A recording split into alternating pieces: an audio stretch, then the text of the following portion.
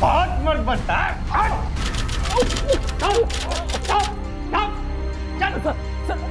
मैंने क्या किया सब मुझे बताओ, मुझे क्या किया मैंने?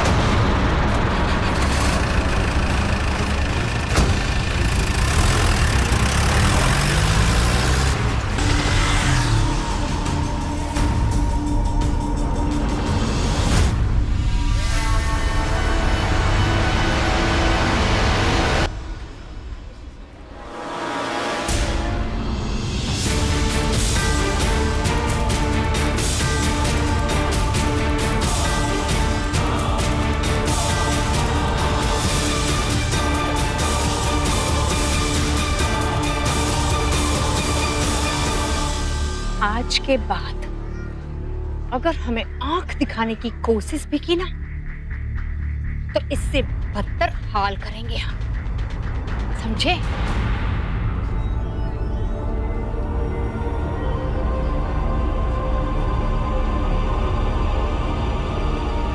महिलाओं की सुरक्षा के लिए कई कानून बनाए गए हैं, लेकिन जब कोई इन कानूनों का दुरुपयोग करता है तो कई सवाल खड़े हो जाते हैं। इस केस में भी जानवी ने कुछ ऐसा ही किया था, लेकिन जानवी और उसके पति सुरेश के बीच ऐसे हालात पैदा ही क्यों हुए कि जानवी इस हद तक चली गई? उसने न सिर्फ अपने पति सुरेश को झूठी शिकायत करके गिरफ्तार करवाया, बल्कि सबके सामने उसे थप्पड़ मारकर उसके आत्मसम्मान को भी गहरी चोट पहुंचाई। आखिर ये सब करने के पीछे जानवी का मकसद क्या था? क्या हुआ था इन दोनों के बीच? आइए देखते हैं।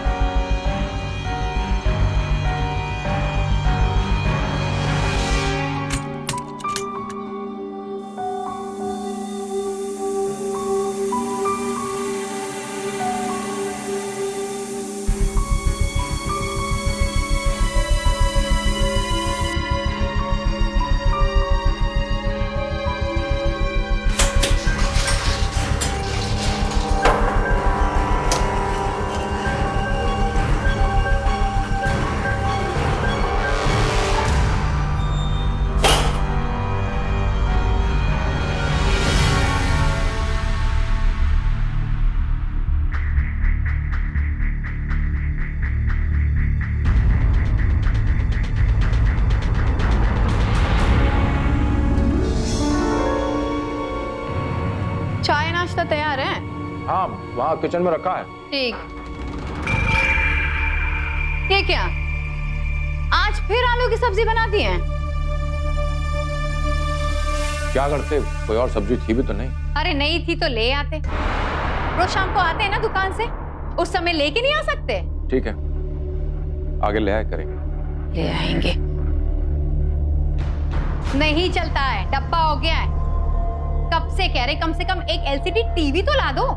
कैसे ला सकते हैं, तुम तो जानती हो हमारी हालत। सारा दिन दुकान में बैठकर क्या छक मारते रहते हो? अरे तुमसे शादी करके ना हमारी जिंदगी ना नरक बन गई है। पूरा दिन घर पे बैठ के सड़ते रहो।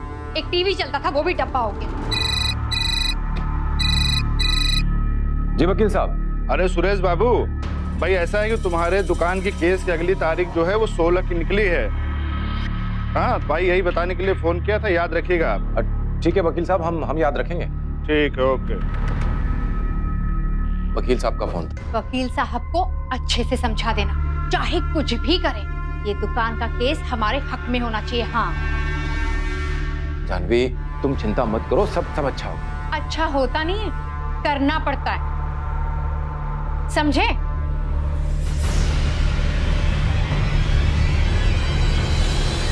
सुरेश एक बेहद साधारण इंसान था, सीमित कमाई और एक आम सी जिंदगी, और यही बात जानवी को कतई पसंद नहीं थी। जानवी की कई इच्छाएं और आकांक्षाएं थी, लेकिन जब इंसान की इच्छाएं लालच का रूप ले लेती हैं, तो कई बार वो उसे गलत रास्ते की ओर धकेल देती हैं। ये गलत रास्ता ले जाता है अपराध की ओर। तो क्या अब जानवी के कदम भी किसी अपराध की ओर बढ़ रहे थे?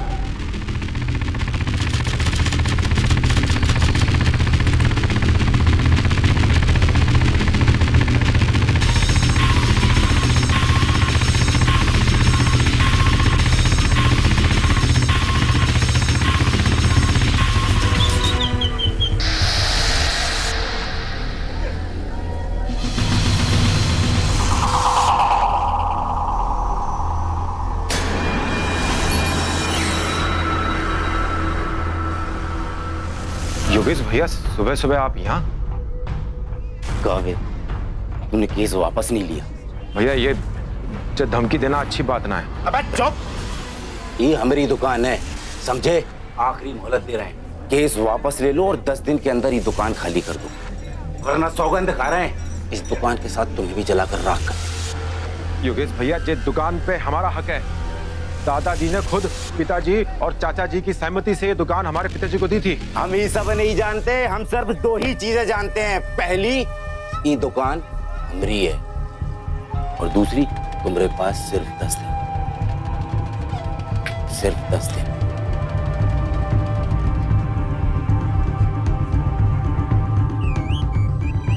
याद रखना, सिर्फ 10 दिन है तुम्हारे पास। उसके बाद होली होगी।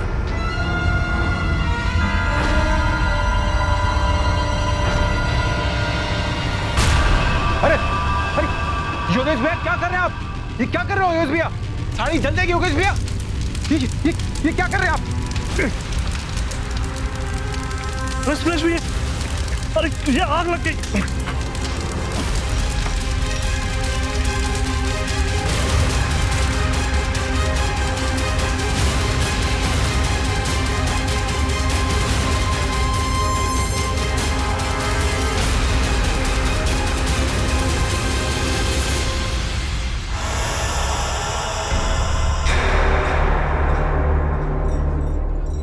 बंद कर लो, वरना मक्खी चली जाएगी। चाचा,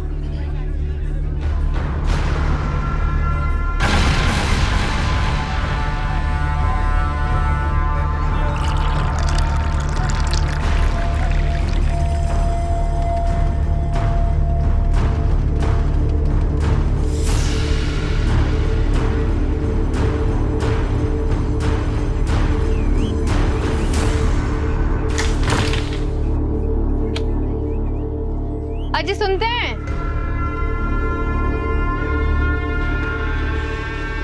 हमें 2000 रुपए चाहिए, इसमें तो बस फुटकर पड़े। जानवी, अभी धंधा थोड़ा नरम चल रहा है, बाद में ले लेना कुछ दिनों बाद। ये क्या है?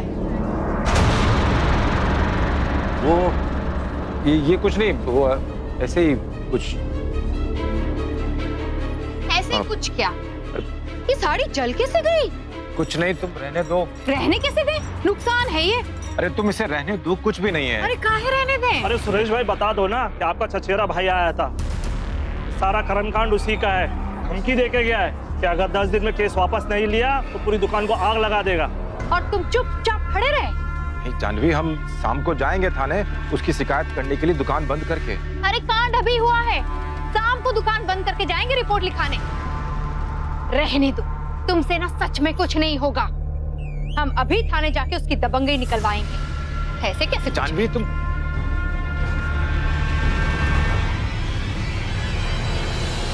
साहब, कंप्लेन लिखानी है। आइए मैडम, बैठिए। हमारे पति के चचेरे भाई ने योगेश, उसने हमारे पति की दुकान पर आग लगाने की कोशिश की है। आप FIR दर्ज कीजिए। कब हुआ मैडम ये सब? और आप उस वक्त वहाँ थी क्या? नहीं, हम नहीं थे, पर हमारे पति बोले हमसे। अरे मैडम, तो फिर आप उन्हीं को भेजिए ना, हम उनके बगैर FIR नहीं लिख सकते।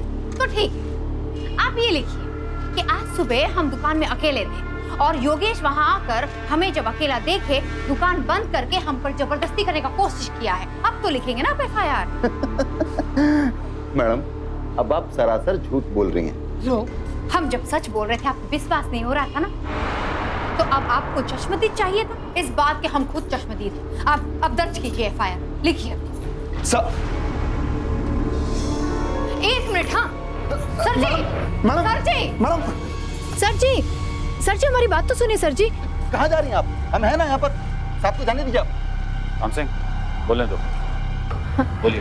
सर जी, हम हमारे पति की दुकान में अकेले थे ना, तो उनके जो चचेरे भाई हैं योगेश, वो हमें देख कर ना वहाँ आकर हमसे जबरदस्ती कर रहे थे, और ये है कि FIR ही नहीं लिखा रहे हैं। साहब ये सरासर झूठ बोल रही हैं। अरे खुद ही फैसला कर लिए बिना जांच पड़ताल के। सर जी है ना यहाँ पर, सर जी फैसला करेंगे ना कि हम सच कह रहे हैं झूठ, हम झूठ कह रहे हैं क्या? राम सिंह, इनकी FIR लिख दो। जी साहब। आप बड़े अच्छे हैं सर जी, अगर आप नहीं होते ना तो हम जैसे तो। अब एक काम कीजिए, आपका फोन नंबर मुझे दे दीजिए, योगेश मिल जाएगा तो हम आपको खबर कर देंगे। हम इसमें डाल दें?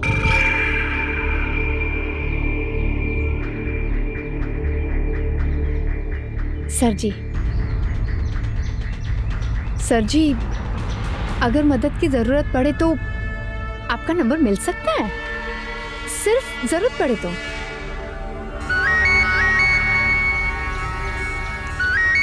मेरा नंबर है, सेव कर लीजिए। जी कर लेंगे सेव। सर जी एक छोटी सी बात है, वो योगेश है ना, उसने हमारे पति की दुकान पर ना केस कर दिया है कोर्ट में, कह रहा है कि वो उसकी दुकान है। सर जी ऐसा कुछ कर दीजिए ना कि वो केस ना हम जीत जाएं। देखिए, कोर्ट का तो हम कुछ नहीं कर सकते, लेकिन हाँ आप इतना कह रही हैं तो योगेश का इलाज हम कर सकते हैं।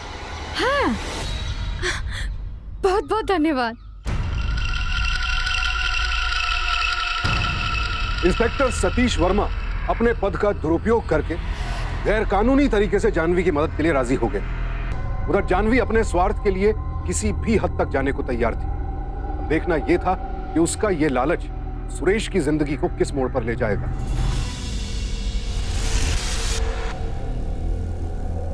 भैया, योगेश भैया, आप ये लीजिए, ये सारे पेपर हैं, ये दुकान आपकी है, कोर्ट में भी हम मान लेंगे। आप ये पेपर आप ही संभालिए। भैया लेकिन। नहीं भैया, ये आप संभालिए, और जो कुछ भी हुआ उसे भूल जाइए और हमें माफ कर दीजिए भैया। भैया मैं ये कैसे? का भैया भैया कर रहे हैं, जो कागजात दे रहे हैं रख लीजिए उसे संभाल कर।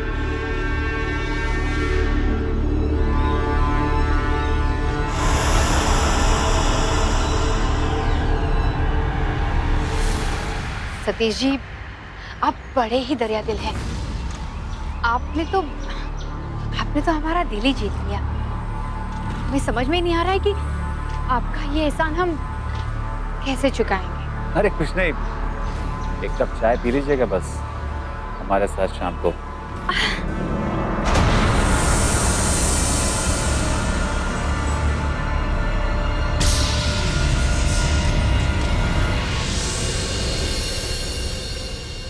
जयराम जी के भैया। अरे जयराम जी की। लीजिए प्रसाद खाइए। अरे किस खुशी में? हमने हनुमान जी से मन्नत मांगी थी कि हमारी दुकान का केस खत्म हो जाएगा तो हम प्रसाद चढ़ाएं। अरे बहुत बढ़िया, ये तो बहुत ही बढ़िया काम हो गया आपका। बस ये सब हमारी पत्नी की वजह से हुआ है। क्या बात है, क्या बात है, तो मिठाई बनती है भाई। खाओ खाओ, चलो बाकी सबको भी खिला के आते हैं।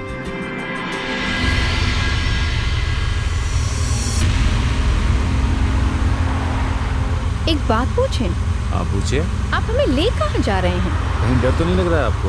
नहीं, एक पुलिस ऑफिसर के साथ हैं, तो डर किस बात का? वैसे आपकी बातें आपसे ज्यादा खूबसूरत हैं।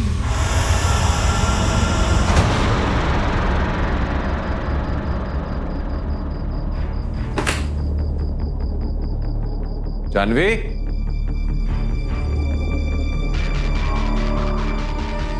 जानवी,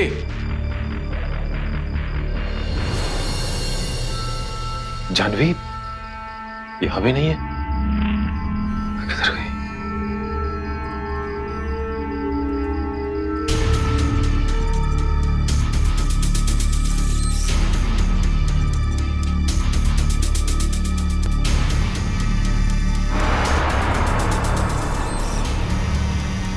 लीजिए। बात तो चाय की हुई थी ना? कुछ खास मौकों पर हम इसी को चाय कहते हैं।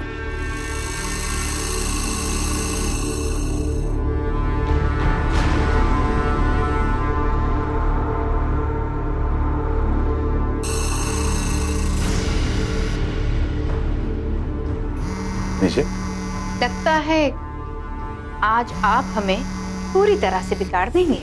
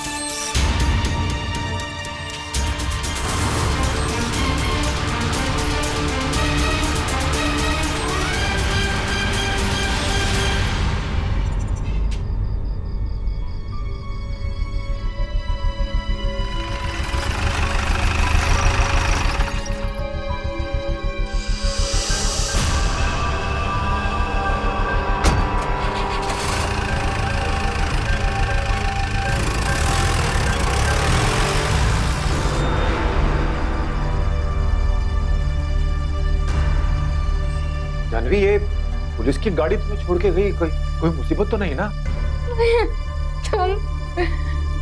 तुम हमारी फिक्र मत ही करो। हम पर आज के बाद ना कोई मुसीबत नहीं आएगी। कोई जानवी, तुमने शराब पी है? सतीश साहब है ना, सतीश साहब, वो हमें एक पार्टी में लेकर गए थे। इतनी बड़ी पार्टी थी, कितने बड़े बड़े लोग आए थे, लेकिन तुम्हें क्या पता कि बड़े लोगों के साथ कैसे उठना और बैठना। लेकिन जानवी, तुम्हें शराब नहीं पीनी चाहिए थी। तुम हमें मत सिखाओ कि हमें क्या करना चाहिए। हाँ, तुम्हारी आज दुकान जो सही सलामत है ना, हमारी वरना रास्ते पर होते, रास्ते पे।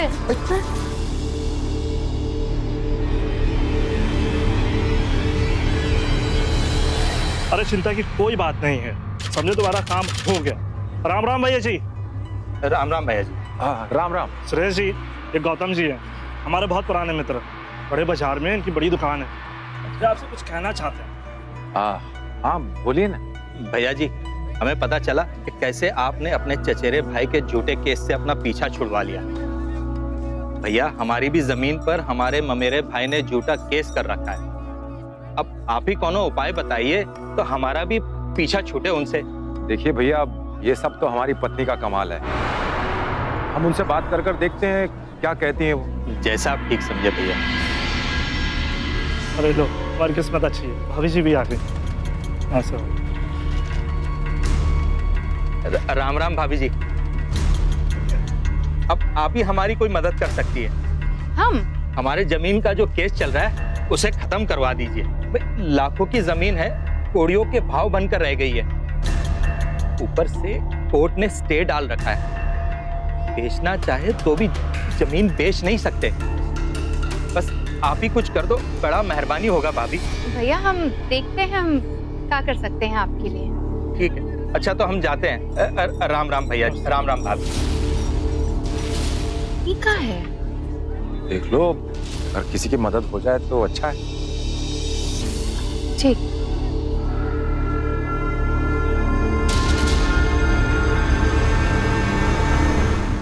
काम हो सकता है का? उस बेचारे की थोड़ी मदद हो जाएगी। अरे काम तो हो ही जाएगा, लेकिन मदद तो अपनों की जाती है, दूसरों के साथ तो बिजनेस किया जाता है। Business business? अब देखो, उसकी लाखों की जमीन हम छुड़ाएंगे तो बदले में हमें भी तो कुछ लाख चाहिए। वो कैसे? अब देखो, हम तो डायरेक्ट डील कर नहीं सकते, लेकिन तुम तो कर ही सकती हो ना। उसको बोलो कि जमीन की कीमत का 10% तुमको पहुंचा दे, फिर उसमें से आधा तुम रख लेना और आधा मुझे दे देना। अरे वाह, ये तो कमाल का बिजनेस है। हमारे साथ रहोगी तो ऐसे ही ऐश करोगी।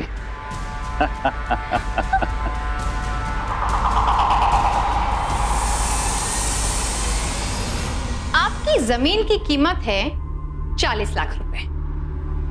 उसका आप हमें बस 20% दे दीजिए।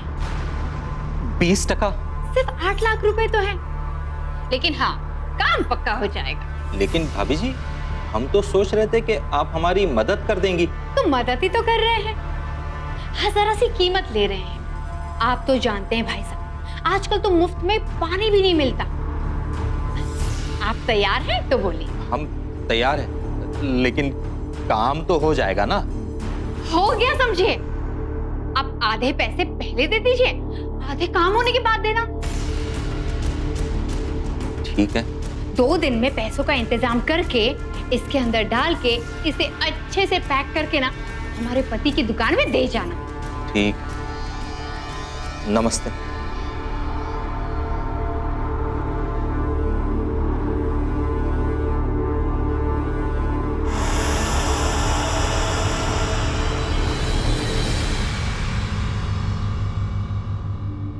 जयराम जी की सूरज भैया। हाँ जयराम जी की। अब दीदी एक मिनट। हाँ। जयराम जी की बोलिए। ये भाभी जी को पैकेट दे देना। क्या है इसमें? वो भाभी जी हमारे जमीन का काम करवा रही है ना, उसी के लिए भेंट लेकर आए हैं। आप रख लो, भाभी जी को दे देना, कहना गौतम दुबे ने दिया है। नहीं नहीं, उसके लिए कोई जरूरत नहीं है। क्यों आप? अरे अब बस रख ही लो। ठीक है। राम राम भैया। राम राम। हाँ हाँ, एक मिनट दीदी, मैं अभी आया।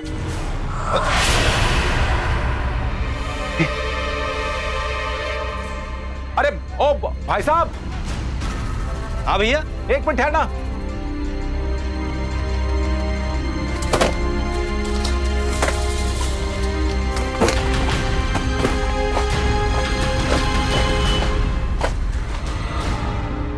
क्या हुआ सुरेश भैया? इसमें तो पैसे हैं। अरे यही तो मांगे थे भाभी जी ने भैया। अभी पर किस लिए? काहे भोले बनत रहे हो भैया? तो भाभी जी हमारे जमीन का काम निपटवा रही है ना, उसी के तो वास्ते हैं ये सब। नहीं नहीं भाई साहब, आप ये पैसे रखिए और लेके जाइए। अरे भैया मगर आप लेके जाइए। मैं भाभी जी से बात करता हूँ, रुकिए। हाँ हाँ, लगाइए।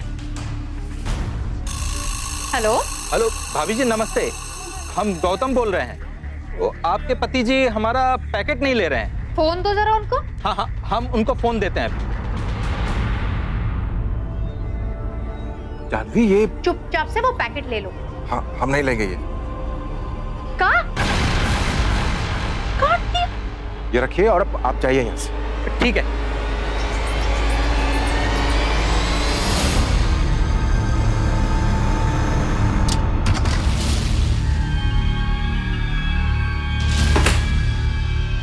वो पैकेट क्यों नहीं लिया? तुम हमें भी अपने गलत कामों के अंदर भागीदार बना रही है। हम बिजनेस कर रहे हैं, पैसे कमा रहे हैं, जो तुम कभी नहीं कर पाओगे। जानवी, पैसे लेके लोगों का काम करना रिश्वत लेने के समान है। ना हम खुद रिश्वत लेंगे और ना ही हम तुम्हें लेने देंगे। हम कोई गलत काम नहीं कर रहे हैं। अरे पैसे कैसे कमाए जाते तुम्हें पता भी है? अभी के अभी दुकान जाओ, हम उसे फोन करते वहां बुलाते हैं, पैसे लेकर ही आना। जानवी, वो हमारी दुकान है, हमारी रोजी रोटी है। अनजाने में सही, पर तुम हमसे बहुत गलत काम करवाने वाली थी, लेकिन हमसे नहीं होगा, कभी नहीं होगा।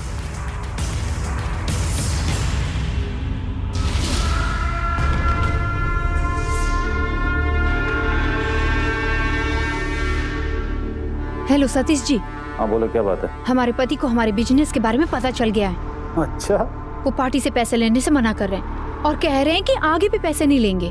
कोई बात नहीं, थोड़ी देर में उसका मिजाज भी बदल जाएगा। तुम हमारी बात ध्यान से सुनो।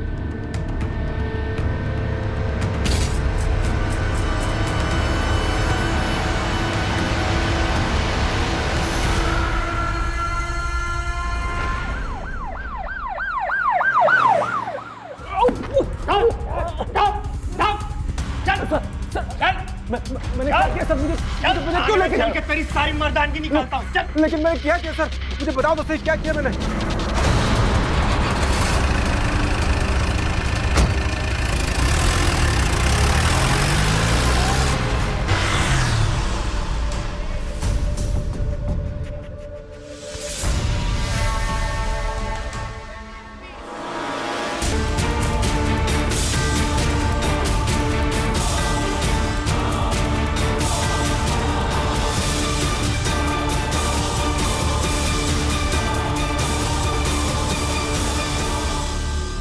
आज के बाद अगर हमें आंख दिखाने की कोशिश भी की ना, तो इससे बदतर हाल करेंगे हम, समझे?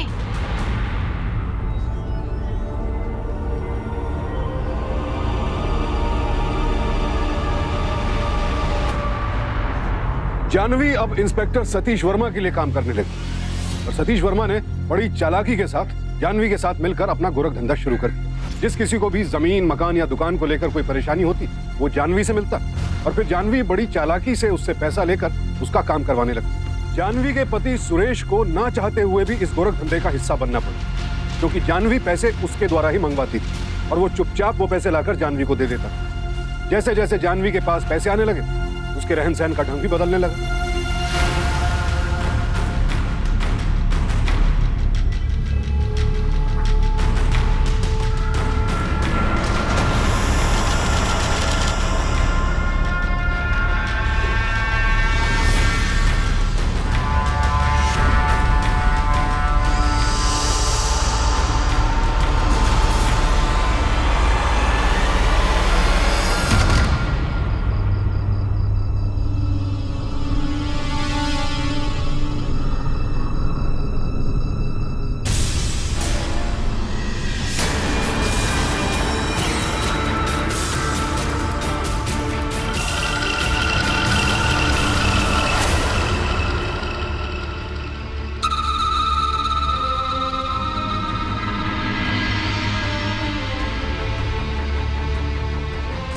आज के बाद अगर हमें आंख दिखाने की कोशिश भी की ना, तो इससे बदतर हाल करेंगे हम।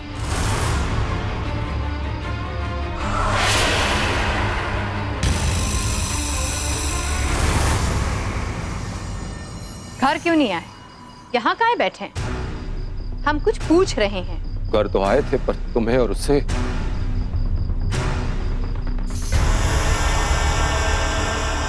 जो देखे हैं उसे देखने की आदत डाल लें, समझे? तुम हमें छोड़ क्यों नहीं देती? फिर जियो जैसे जीना है। ऐसा सोचना भी मत।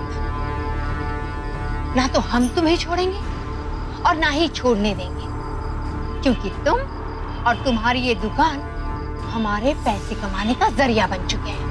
और अगर ज्यादा चालाकी की ना, तो तुम अच्छी तरह से जानते हो कि हम क्या कर सकते हैं, समझे?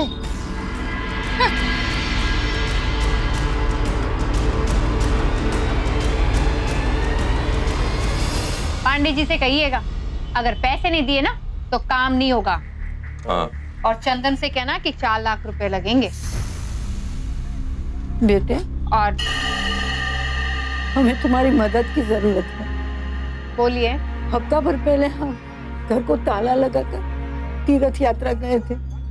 वापसी में आके देखा तो कुछ बदमाशों ने हमारा घर तो कब्जा कर लिया है। अब वो हमें घुसने भी नहीं देते हैं अंदर। आपके पति और बेटा क्या कह रहे हैं? हमारा तो इस दुनिया में कोई नहीं है, हम बिल्कुल अकेले हैं। कृपा करके हमें हमारा घर वापस दिलवा दीजिए। हम मजबूरी में हमें किराए के घर में रहना पड़ रहा है बेटा।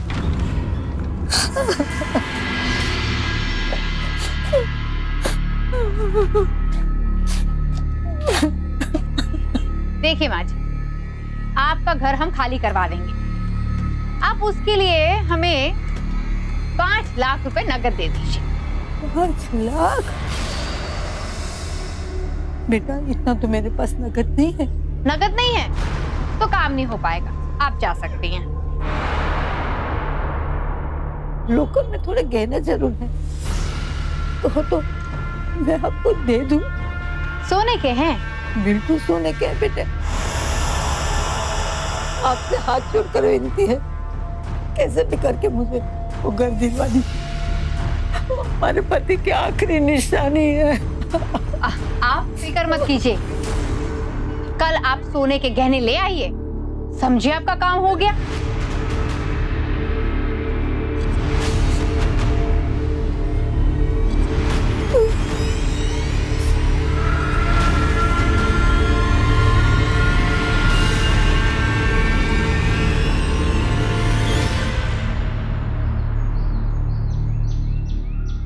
उस बुढ़िया के पास कैश नहीं, वो अपने गहने दे दी। ऐसी बेवकूफ़ी कभी मत करना, जेवर लेने में बहुत ही बड़ा रिस्क है। लेकिन हमने तो हाँ कह दिया है। मना कर दो, ऐसे धंधों में लेन देन कैश में ही होना चाहिए, समझी? ठीक है।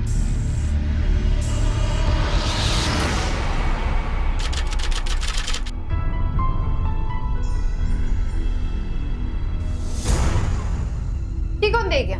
वो कल माजी आई थी, वो दे गई। तेरी की, हम तो बताना ही भूल गए, गहने नहीं लेने थे। तो कल वापस कर देंगे इनको। अरे नहीं, गहने सोने के ना, देख ली तो।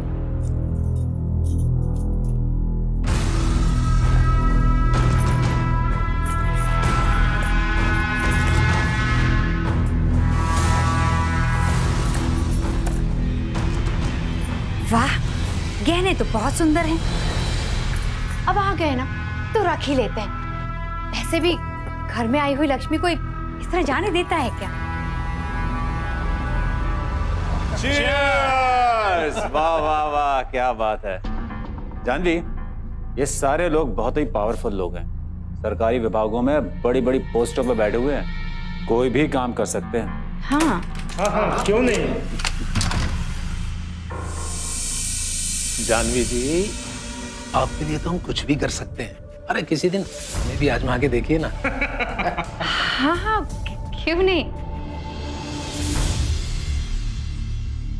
देख नहीं रहे हो हम मेहमानों के साथ बात कर रहे हैं? जाओ यहां से, हम दुकान का हिसाब कल सुबह कर लेंगे। जाओ। कौन है? नौकर है, वो दुकान का हिसाब देने आया था, कोई खास नहीं। आप लोग लीजिए ना। नहीं, मैं आपको फोन करूंगी। हाँ, कल।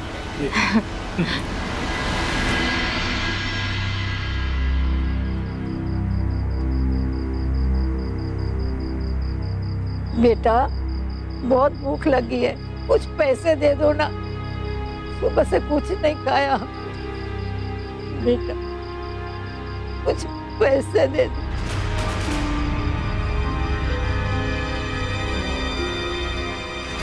माजी, आप इस हाल में?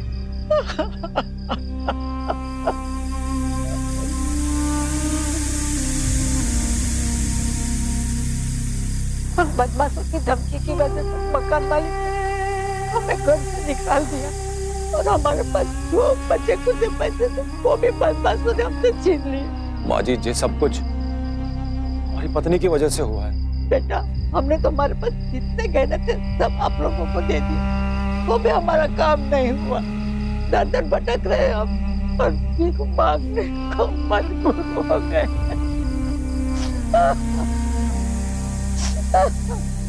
वो बुजुर्ग महिला जिस हालत में थी, शायद सुरेश के हालात उससे खास बेहतर नहीं थे। सुरेश कई दिनों से जानवी के जुल्मों सितम का शिकार हो रहा था और चाहकर भी कुछ नहीं कर पा रहा था। लेकिन आज उस बुजुर्ग महिला को यूं रास्ते पर भीख मांगते देख उसे एहसास हुआ कि अगर वो यूं ही खामोश रहकर जानवी के अत्याचार सहता रहा तो आने वाले कल में शायद उसका हाल ठीक ऐसा ही हो जाए। वो बुजुर्ग महिला उसकी जिंदगी का आईना बनकर उसके सामने आई थी, तो क्या अब वो जानवी के खिलाफ आवाज उठाने की हिम्मत जुटा पाएगा? और ऐसा करने से क्या जानवी के जुल्म रुक जाएंगे या फिर और ज्यादा बढ़ जाएंगे?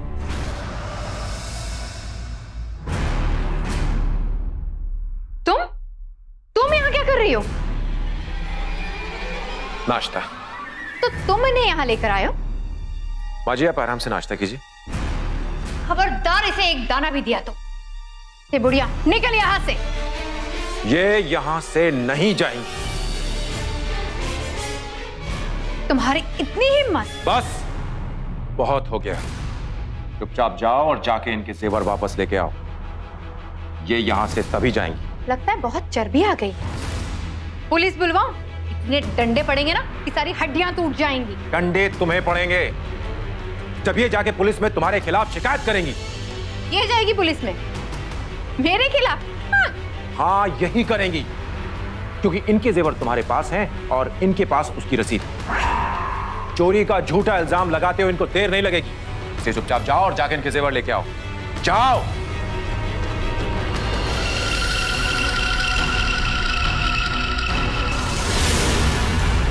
मजे आप खाना खाए।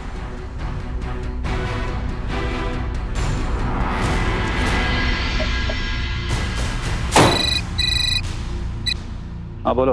हेलो सतीश जी, सुरेश ना उस बुढ़िया को यहाँ ले आया है और हमसे कह रहा है कि गहने वापस कर दे। आप ना 2-3 पुलिस वालों को यहाँ भेजो और उसे तुमने उससे जेवर ले लिए? वो हम आपको बताना भूल गए थे।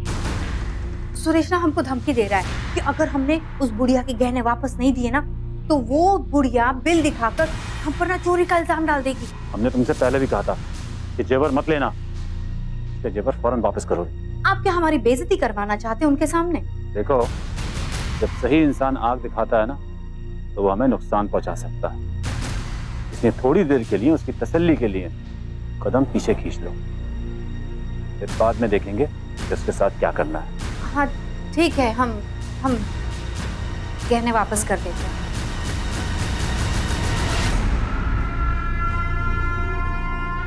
माँ जी, ये लीजिए आपके गहने। अगर आपने कैश दिए होते तो अब तक आपका काम हो गया होता। फिलहाल आप ये गहने रखिए, जब भी कैश आए ना तब आ जाइएगा, आपका काम पक्का हो जाएगा।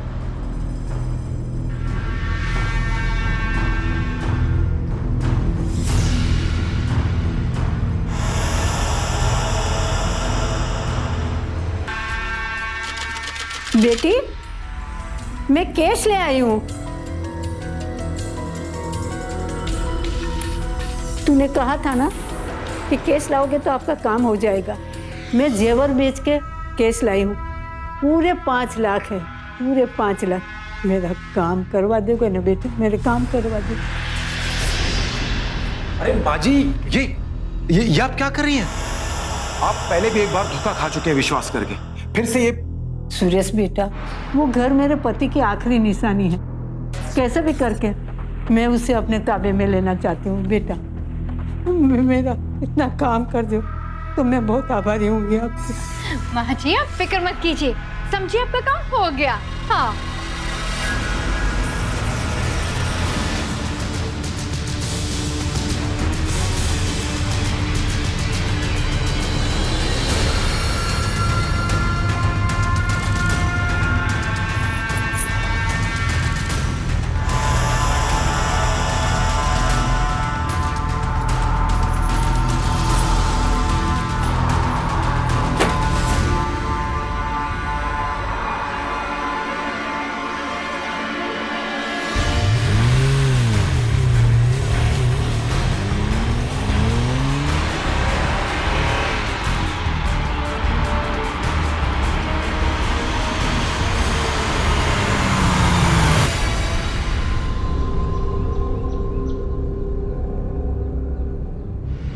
सतीश जी, उस बुढ़िया ने ना हमें गहनों के बदले ना कैश दे दिया। ये देखो, अब ना हम उनका काम कर देते हैं। ये नोट उस बुढ़िया ने दिए? काहे को गड़बड़ हो गई था? नकली है का? नहीं, असली है। सर, ये वही नोट है जिसमें हमने मार्क किए हुए हैं। सर, आप मेरी बात का विश्वास कीजिए, इस औरत को तो मैं जानता तक नहीं हूँ। मुझे रिश्वत देने की कोशिश कर रही थी। सब पता चल जाएगा। सतीश साहब के घर की तलाशी लो। जी सर। देखिए, मैं बहुत सीनियर पुलिस ऑफिसर हूँ, मेरा बड़ा क्लीन ट्रैक रिकॉर्ड है सर। आप ऐसा नहीं कर सकते सर, आप मेरी बात का विश्वास कीजिए। मुझे फंसाया जा रहा है सर। हाँ, फंसाया जा रहा है और हमने फंसाया है तुम्हें। और सिर्फ तुम्हें ही नहीं फंसाया है, अपनी बीबी को भी फंसाया है। हम तुम दोनों की असलियत दुनिया के सामने लाना चाहते थे, इसीलिए ये योजना बनाई। अच्छा होगा तुम सीधे आके मुझे मिले। आप हमारी मदद करेंगे ना साहब? सतीश जैसे इंस्पेक्टर और आपकी पत्नी को रंगे हाथ पकड़ने के लिए हम आपको कुछ केस देंगे, जिसपे हमारे विजिलेंस टीम के ऑफिसर की साइन होगी। आप बहुत होशियारी से वो केस जानवी को दे देना। जब वो पैसे लेके जानवी इंस्पेक्टर सतीश के पास जाएगी, तब हम दोनों को रंगे हाथ पकड़ लेंगे। हम तो मान ही चुके थे कि हमें जीवन भर अपनी बीवी का अपमान सहना है, लेकिन उस रात हमने इन बूढ़ी माँ जी को सड़क पर भीख मांगते हुए देखा। हमने कुछ देर के लिए खुद को इनमें देखा। उस दिन हमें लगा कि अगर अब हमने हिम्मत नहीं दिखाई तो एक दिन हमारा भी यही हाल हो। जी, हमें माफ कर दीजिए, हम दोबारा ऐसा नहीं करेंगे। हम हाथ जोड़ते हैं आपके सामने, हम आपके पैर पड़ते हैं, हमें जेल नहीं जाना।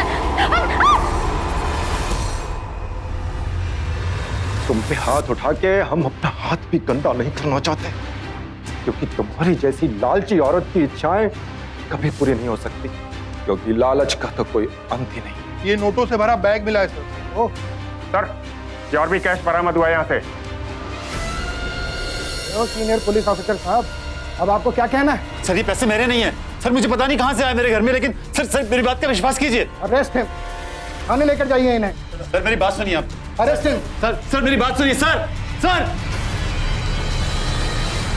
अपने लालच की भूख मिटाने के लिए कई बार इंसान अपराध का रास्ता चुन लेता है, और जब इंस्पेक्टर सतीश वर्मा जैसे भ्रष्ट अधिकारी अपने लालच के लिए पद का दुरुपयोग करते हैं, तो एक व्यक्ति विशेष का अपराध पूरे डिपार्टमेंट को बदनाम करता है।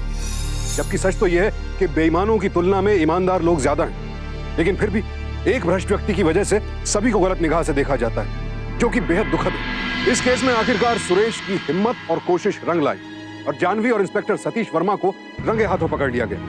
इंस्पेक्टर सतीश वर्मा को उनके पद से तो निलंबित किया ही गया, साथ ही साथ सुरेश गुप्ता को गैरकानूनी तरीके से गिरफ्तार करने के लिए और सरकारी अधिकारी होते हुए लोगों से गलत तरीके से पैसा लेने के लिए 3 साल कैद की सजा सुनाई गई। उनका साथ देने वाली जानवी गुप्ता को लोगों से गलत तरीके से पैसा वसूलने के लिए 3 साल कैद की सजा हुई। तो देखा आपने किस तरह इंसान का लालच उसकी इज्जत, उसका घर, उसकी जिंदगी सब कुछ बर्बाद कर देता है। इसीलिए बड़े बुजुर्ग गलत नहीं कह गए कि लालच बुरी बला है। तो लालच से रहें दूर, रहें सावधान, सतर्क और सुरक्षित। इसी प्रार्थना के साथ अब मैं सुशांत सिंह आपसे विदा लेता हूं। फिर मुलाकात होगी ऐसी ही एक और सत्य घटना के साथ। देखते रहें सावधान इंडिया, इंडिया फाइट्स पर।